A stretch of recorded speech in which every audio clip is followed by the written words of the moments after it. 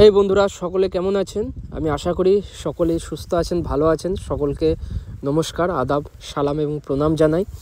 আমার কৃষক ভাইরা, আপনারা যারা ধান, আলু এসব চাষের পাশাপাশি কোনো একটা সবজি চাষ করছেন বা হয়তো একটা লং টার্ম কোনো চাষের খোঁজ করছেন, তাদের জন্য আজকের ভিডিওটা। এই কারণেই বলছি, কারণ এই যে কাঁঠালগুলো দেখছেন, এগুলো আমাদের এখানে এখন ইঁচড় হিসাবে বিক্রি হয়। আর এই ইঁচড়টা বিক্রি হচ্ছে 117 টাকা কেজি। 117 টাকা, কোনো দিন 120 টাকা, কোনো দিন 122 টাকা। আর এগুলো হচ্ছে পাইকারি বাজারে বিক্রি হচ্ছে। খুচরো কিনতে গেলে হয়তো 150 টাকা কিলো পড়বে। তো এই যে এত পরিমাণ ইঁচড় এখন পাওয়া যাচ্ছে, সেটা কি করে প্রশ্নটা আসতেই পারে। তো এটা হচ্ছে 12 মাসি ইঁচড়। 12 মাসি ইঁচড় বা 12 মাসি কাঁঠাল, যার চাষ কিন্তু বর্তমানে খুব জোর কদমে শুরু হয়ে গেছে। আপনি যদি এখনও না জেনে থাকেন এই চাষটা সম্পর্কে, তার মানে অনেকটা পিছিয়েও পড়েছেন। তো ব্যাপার হচ্ছে, আজকে আপনাদেরকে আমি জানাবো যে এই 12 মাসি কাঁঠাল বা ইঁচড় চাষের যাবতীয় পরিচর্যা নিয়ে। প্রথম আপনার 1 মাসের পরিচর্যাটা আমি একটু আমার ভিডিওর মধ্যে তুলে ধরবো। কীভাবে আমি মাটি তৈরি করছি, কিভাবে ইঁচড় গাছটা লাগিয়েছি, কত থেকে কত ডিস্টেন্সে লাগিয়েছি, ইঁচড়ের চারাটা কিভাবে আমরা পাবো, আর জেনুইন অথেন্টিক 100% গ্যারান্টি ফলনযুক্ত চারা আমরা কোথায় পাবো, এই বিষয়গুলো আজকের ভিডিও আলোচনা করব। ভিডিওটা সম্পূর্ণটা আমার দেখার অনুরোধ রইল আপনাদের সকলের কাছে। ভালো লাগলে লাইক করবেন, চাষি বন্ধুদের মধ্যে শেয়ার করবেন। এইভাবে আমি কিন্তু চাষবাস, নতুন নতুন চাষবাস সম্পর্কে আপনাদেরকে উদ্বুদ্ধ করে থাকি এবং পরিচর্যার ভিডিওগুলো দিয়ে থাকি। আসুন শুরু করি। চাষি বন্ধু, এই যে গাছে এত পরিমাণ কাঁঠাল দেখলেন, কি পরিমাণ ফলে আছে দেখতেই পেলেন নিজের চোখের সামনে। 100 পিসের উপরেও কিন্তু ফলন এর মধ্যে রয়েছে। প্রত্যেকটা গাছে কীরকম ফলন হবে, যদি আপনি সঠিক জায়গা থেকে চারা নেন, অথেন্টিক জেনুইন চারা হয়, তাহলে কিন্তু এমনই হবে। আচ্ছা, এরপরে হচ্ছে মেন হচ্ছে এটা গাছটা টিকিয়ে রাখা বা গাছের পরিচর্যাটা সব থেকে প্রধান। আর আপনারা জানেন যে একটা গাছের বা একটা ফসলের তার জীবদ্দশার যে মূল স্টেজ, সেটা হচ্ছে তার এই চারা অবস্থা দশা। তো প্রথমত হচ্ছে আপনি চারাটা কিনে আনলেন যেখান থেকেই হোক। পরবর্তীকালে কোথায় এখন কোথায় সবচেয়ে জেনুইন চারা পাবেন সেটা তো আমি জানিয়েই দেবো, কিন্তু এখন জাস্ট এটুকু বলে রাখছি যে চারা যেখান থেকে আনছেন, গাছটাকে কি করুন, প্রথমে এনেই জলে একটুখানি ডুবিয়ে দিন। মানে কীরকম বলছি, একটুখানি জল দিয়ে দিন। গাছের গোড়াটা ধরে একবার জলে ডুবিয়ে তুলে একটা জায়গায় রেখে দিন, যেন জলটা যেন দাঁড়িয়ে না যায় গোড়ায়, জাস্ট মাটিটা যেন ভিজে যায় বা একটু কাদা ভাব হয়ে থাকে। নিয়ে এলেন, নিয়ে এসে কী হবে, আপনি এরপরে আপনাকে কি করতে হবে না, মাটিটা রেডি করতে হবে। মাটি রেডি কিভাবে করবেন, প্রথমত হচ্ছে দেখুন, আমি সবসময় বলে থাকি জৈব সারের দিকে যান, রাসায়নিকের দিকে কম যান।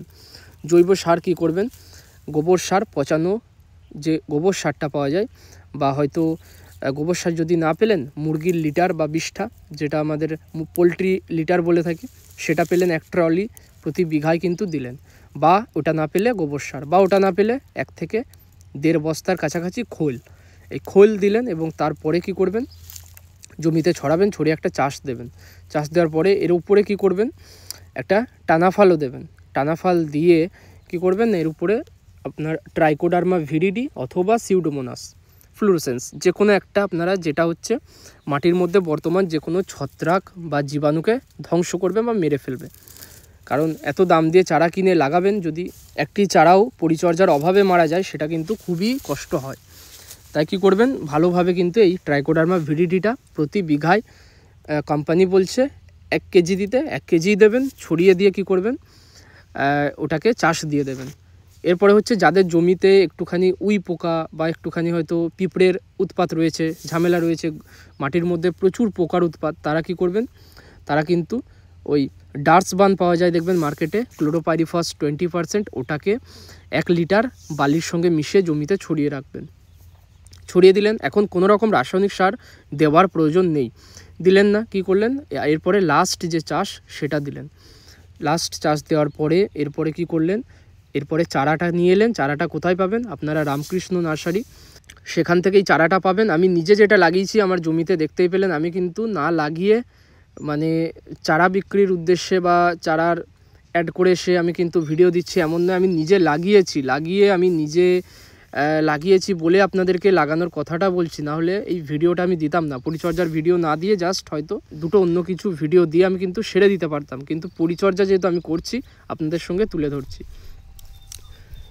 তো এরপরে কী করছি, এরপরে গাছটা যেটা লাগাবো সেটা হচ্ছে আমরা আগে ভেলি কেটে নিয়েছি। ভেলি বলতে যেটা আমরা লাইন কেটেছি, লাইন কেটে ঠিক কতটা মাপে কেটেছি না, এদিকে হচ্ছে 12 ফুট আর আরেকটা গাছ থেকে আরেকটা গাছ একটা লাইনের মধ্যে যে দূরত্ব সেটাও 12 ফুট, মানে দুই দিকেই 12 ফুট করে গ্যাপ রেখেছি। অনেকে 8 ফুট 9 ফুট 10 ফুট গ্যাপেও কিন্তু লাগিয়ে দেয়, সেটা পরবর্তীকালে গাছ যখন বড় হবে বিরাট সমস্যা তখন তৈরি করবে। আচ্ছা, এর পরবর্তী কাজ আমাদের কী হবে না, আমরা গাছটা নিয়ে এলাম, নিয়ে এসে ওই যে পলিথিনের প্যাকেটগুলো ওই গাছ চারাটা রয়েছে সেটাকে পলিথিনটা কেটে ফেলে দিয়ে খুব সাবধানে কিন্তু মাটি গর্ত করব এইভাবে হাতে করে, যেমন দেখাচ্ছি দেখুন, দেখিয়ে এখানে গর্তটা ঠিক কতটা করব, খুব বেশি নয়, খুব অল্প গর্ত, যাতে আমার এই যে মাটিটা রয়েছে গোড়ার যে মাটিটা, যে আমার চারার যে যতটা পরিমাণ চারাই মাটি রয়েছে এইটুকু যেন মাটির তলায় চলে যায়।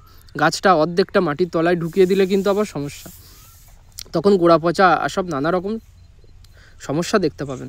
তো এরপরে কী হচ্ছে, এইভাবে আমি গর্ত কেটে গাছটাকে ভালোভাবে বসিয়ে গোড়ায় মাটি দিয়ে হালকা একটু হাতে করে চিপে দেবো, খুব বেশি নয়, এমন টিপে দেবো না যাতে আবার ভিতরের যে গাছের যে চারার মাটিটা সেটা যেন আবার নড়ে না যায়, এতটাও যেন না হয়। তো অল্প করে একটুখানি চিপে দেবো। এরপরে কি হবে, প্রত্যেক দিন 2 বার করে সকালে আর বিকালে গাছের উপরে এইভাবে মগে করে কি করব, জল দেব। জল দিলে কি হবে, গাছের চারাটা মরবে না। শীতকালের দিন একেই এখন দেখছেন ওয়েদার শুষ্ক, গাছের জল লাগবে। তার সঙ্গে সঙ্গে এই যে দুটো গাছ রয়েছে, ধরুন দুটো ভ্যারাইটিকে কাজে লাগিয়ে এখানে কলমের চারা তৈরি হয়েছে, বা যেটাকে আমরা গ্রাফটিং বলি।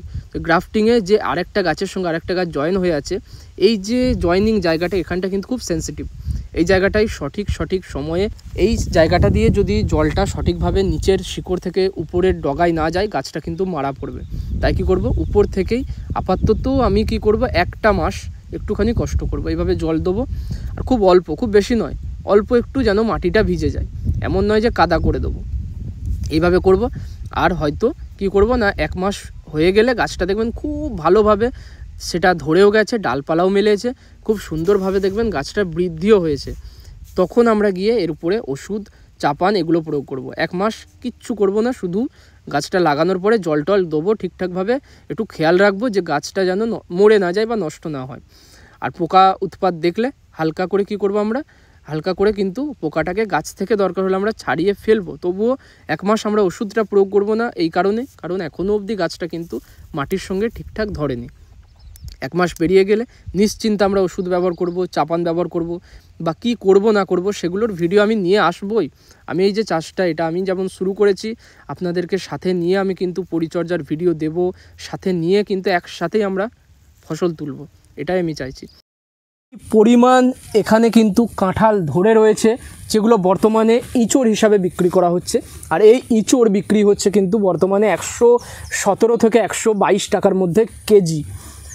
এই যে কাঁঠাল 12 মাসি থাই প্রজাতির একটা ভ্যারাইটি, আর এই থাই প্রজাতির ভ্যারাইটিটাকে নানা রকমভাবে ডেভেলপ করে তাকে কিন্তু আরও বেশি ফলনশীল করে তুলেছেন আমাদের এই রামকৃষ্ণ নার্সারির শ্রীকান্তবাবু। এই যে গাছটা দেখছেন, এই গাছটা হচ্ছে মাত্র 2 বছরের গাছ, আর 2 বছরের গাছে হারভেস্ট করা হয়েছে 20টা কাঁঠাল, আর তারপরেও সেই গাছে কাঁঠাল রয়েছে 60 থেকে 70 পিস এক সিজনে। এর পরেও কিন্তু আরও নতুন অঙ্কুর আসছে, আরও নতুন কুঁড়ি আসছে, সেগুলোতে কাঁঠাল ধরবে। আর তারপরে টোটাল যদি কাঁঠালের জীবদ্দশায় আমি বলি, 1 বছরে একটা গাছ থেকে কিন্তু প্রায় আপনার 100-র বেশি পরিমাণ, 100 পিসের বেশি কাঁঠাল কিন্তু হারভেস্ট হবে। আর 1 বিঘা পরিমাণ জমিতে খরচ মাত্র কিন্তু এই বাগানের এই চারা যদি আপনারা নিয়ে লাগান, সেক্ষেত্রে 26 থেকে 28 হাজার টাকার মধ্যে, আর বিক্রি হবে অ্যাটলিস্ট 3 লক্ষ থেকে 10 লক্ষ অবধি। যতটা ভালো আপনি এখানে কিন্তু আপনার পরিচর্যা থাকবে, ততটা ভালো এখানে ফলনটা হবে। আর আমাদের অনেকেরই একটা প্রশ্ন থাকে যে এই যে কাঁঠাল, এটা কি সব জায়গায় সব জমিতে হয়? দেখুন, উঁচু জমি, উঁচু জায়গা, যেখানে জল দাঁড়ায় না, সহজে জল দাঁড়ায় না, যেখানে গোড়ায় জল জমবে না, সেই সমস্ত যে কোনো জমি, যে কোনো মাটিতে এই কাঁঠালের চাষ হয়। আমাদের যে কোনো জায়গায় এই কাঁঠালের গাছ আপনারা দেখতে পান। বিশেষ করে এই থাই ভ্যারাইটির ক্ষেত্রে একে কিন্তু একটু উঁচু জায়গাতে লাগানোই ভালো। 1.5 থেকে 2 বছরের মধ্যে যে প্রথম হারভেস্ট আপনি করবেন তার মধ্যে ওই 26 থেকে 28 হাজার টাকা খরচ হবে। আর তারপরের আপনার এনারা বলছেন যে 50 বছর অবধি কিন্তু এর ফলন এই গাছটা থেকে তুলতে পারবেন। আর 50 বছর অবধি প্রথম ওই 1.5-2 বছরই কিন্তু ওই যে খরচটুকু বললাম, বাকি প্রতি বছর এর মাত্র কিন্তু মেনটেনেন্স যে খরচটা, যে অল্প পরিমাণ আপনি চাপান সার, ওষুধ বা যাই ব্যবহার করছেন 4 থেকে 5 হাজার টাকা ম্যাক্স টু ম্যাক্স আর খরচ হতে পারে। যারা আপনারা জেনুইন চারার কথা জিজ্ঞাসা করছিলেন আগের ভিডিওয়, তো জেনুইন চারা আপনারা পাবেন হচ্ছে রামকৃষ্ণ নার্সারিতে। সেখান থেকে আপনারা চারাটা নিয়ে আসতে পারেন। ফোন নাম্বার দিয়ে রাখলাম, ওখানে যোগাযোগ করবেন। চারাটা আমি ওখান থেকে এনেছি, আদার্স অনেক জায়গাতেই চারা পাওয়া যায়। আমার ট্রাস্টেড মনে হয়েছে, আমি নিয়ে এসেছি। আপনাদের ইচ্ছা আপনি কোথা থেকে নেবেন না নেবেন, কিন্তু পরিচর্যাটা যেমন যেমন বললাম একটুখানি খেয়াল রাখবেন। আজকের ভিডিও এটুকুই। ভিডিওটা থেকে যদি কিছু জানতে পারেন, শিখে থাকেন, ভালো লাগে অবশ্যই ভিডিও লাইক করে চাষি বন্ধুদের মধ্যে শেয়ার করবেন। আর দেখা হবে আপনাদের সঙ্গে পরের ভিডিওয়। জয় হিন্দ, বন্দে মাতরম।